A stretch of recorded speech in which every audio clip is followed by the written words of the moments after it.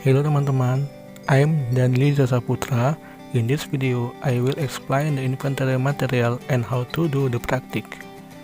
Pencatatan, pengklasifikasian, dan penilaian persediaan. Definisi. Persediaan merupakan salah satu aset yang sangat penting bagi entitas perusahaan.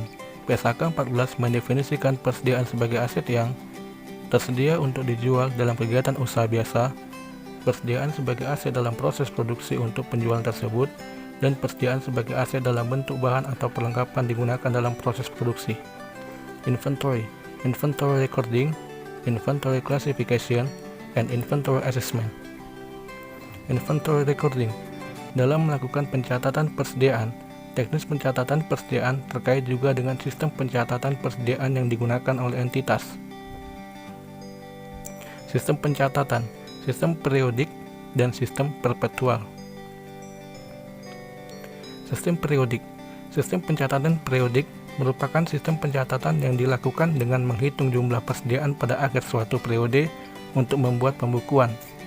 Dan sistem perpetual. Untuk metode pencatatan perpetual dikenal juga sebagai metode buku, di mana setiap persediaan masuk dan keluar dicatat dan dibukukan. Untuk jurnalnya, metode perpetual. Transaksi. Pada tanggal 1 Oktober 2020, PT Danijaya membeli barang dagangan senilai 9 juta dengan syarat pembayaran 2/15N/30. Maka jurnal yang kita buat adalah persediaan barang dagangan di sisi debit 9 juta dan utang dagang di sisi kredit 9 juta. Next. Tanggal 3 Oktober, PT Danijaya mengirimkan nota debit atas pembelian barang dagangan pada tanggal 1 Oktober senilai 1 juta. Dan 4 Oktober, PT Danijaya membayar ongkos angkut atas barang yang dibeli senilai 250.000. Jurnal umum yang akan kita buat adalah tanggal 3 Oktober, di sisi debit utang dagang sebesar 1 juta dan di sisi kredit persediaan barang dagang sebesar 1 juta. Untuk 4 Oktober, persediaan barang dagang di sisi debit 250 dan kas di sisi kredit 250. Selanjutnya, jurnal umum untuk metode periodik. Transaksi yang sama dan jurnal yang akan kita buat untuk metode periodik ini adalah pembelian di sisi debit sebesar 9 juta dan utang dagang di sisi kredit sebesar 9 juta. And next, untuk tanggal 3 Oktober jurnalnya yaitu utang dagang sebesar 1 juta di debit, retur pembelian 1 juta di kredit. 4 Oktober beban ongkos angkut 250.000 dan kas 250 di sisi kredit. Explanation. Tidak ada perbedaan yang signifikan antara metode pencatatan periodik dan perpetual. Namun dalam setiap pencatatan transaksi perpetual, semua perolehan kembali akan dicatat sebagai persediaan barang dagangan. Inventory classification. Persediaan pada perusahaan dagang disebut dengan barang jadi.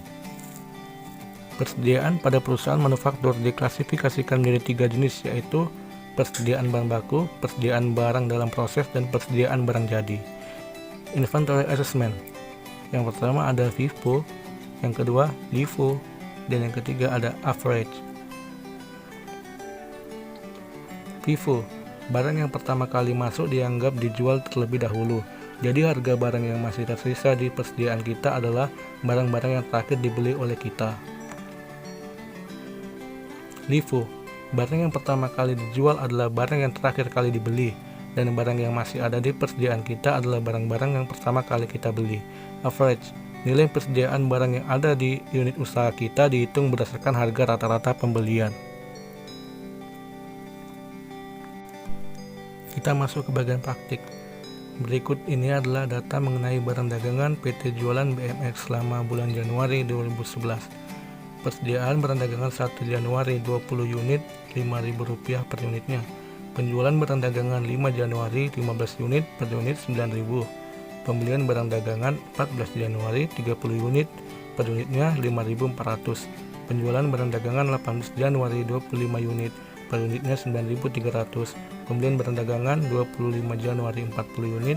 Penjualan barang dagangan 28 Januari 35 unit seharga 9.800. PT Jualan BMX menggunakan sistem perpetual untuk mencatat mutasi persediaan barang dagangan pada tanggal 31 Januari.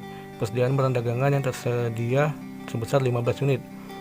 Tentukanlah berapa biaya perolehan persediaan barang dagangan dan beban pokok penjualan apabila perusahaan menggunakan metode LIFO, FIFO, dan average. Ini adalah untuk penyelesaian dari soal tadi, kartu persediaan untuk metode FIFO. Teman-teman dapat melihatnya bagaimana cara mengisi form yang ada di kartu metode FIFO tersebut.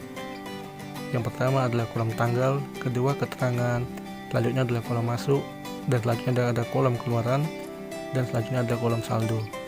Maka total yang akan didapatkan adalah pembeliannya 422.000, beban pokok penjualannya 424.500, dan persediaan akhirnya adalah 97.500. Dan ini adalah kartu persediaan untuk bulan berakhir 31 Januari 2011 dari metode LIFO. Teman-teman dapat melihat form dan cara pengerjaannya seperti yang telah disediakan berikut. Untuk total pembeliannya yaitu 422.000 sama dengan metode FIFO. Beban pokok penjualannya yaitu 437.500, persediaan akhirnya adalah 84.500. Dan yang terakhir adalah kartu persediaan dari metode average atau metode rata-rata bergerak.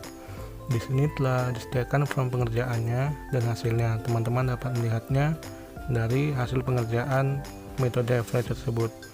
Pembeliannya berjumlah 422.000, untuk beban pokok penjualannya berjumlah 427.971, dan persediaan akhirnya 94.29.